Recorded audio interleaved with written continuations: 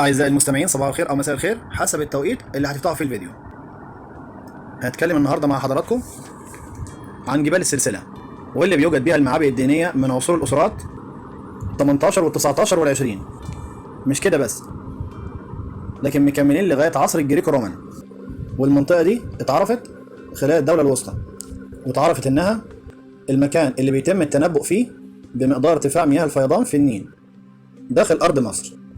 وطبعا بعد ما بيعبر من أسوان وبيجي داخل في المنطقة دي وجاي داخل أرض مصر كلها، فكانوا بيقدروا ارتفاعه قد إيه، وكان على أساس التقدير ده بيتحدد عيد الحبسد للملك، يعني بيتحدد هيتعمل إمتى. وعشان كده لما نروح الناحية التانية من الشرق الغربي للنيل في مقابل جبال مدينة كومومبو هنلاقي عدد كبير من اللوحات اللي بتؤرخ لارتفاع الفيضان، وبتؤرخ برضه للاحتفال بالحبسد لملوك مختلفين. وفي نفس الوقت هنلاقي هناك عدد كبير جدا من المقاصير، حوالي 30 مقصورة، وكلها خلال الأسرة 18.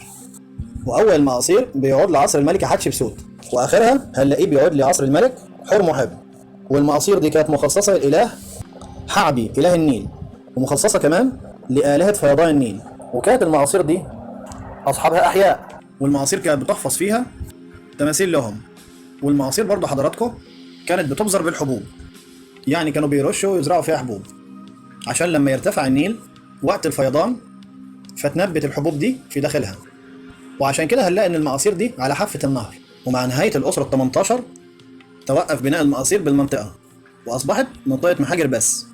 وأهم حاجة هنلاقيها هنا في منطقة جبال السلسلة، هنلاقي فيها تمثال كبير على شكل أبو الهول، وهنلاقي كمان أعمدة كبيرة جدا من الحجر الرملي هنلاقيها مرمية على الأرض، وكمان في بقايا مبنى ونقوش من عصر الملك أخناتون.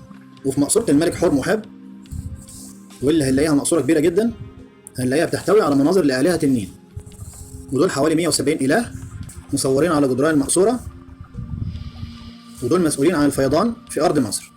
منطقة محاجر جبال السلسلة حضراتكم اتعرفت في مصر القديمة باسم غينيت، وبتعني منطقة المعبر أو منطقة العبور، واللي كان من المحتمل إنه بيحصل فيها هنا عبور سفن أو حاجة زي كده.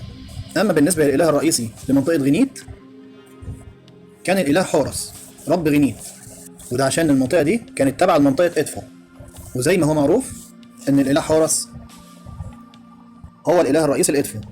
وتعرفت برضه المنطقة دي بعد كده باسم منطقة سر أو على بعضها سر، واللي بتعني منطقة التنبؤ عشان كانوا بيتنبؤوا فيها بالفيضان، واللي جت منها في العصر القبطي تسمية سلسل، واللي أصبحت في العصر الحديث سلسلة.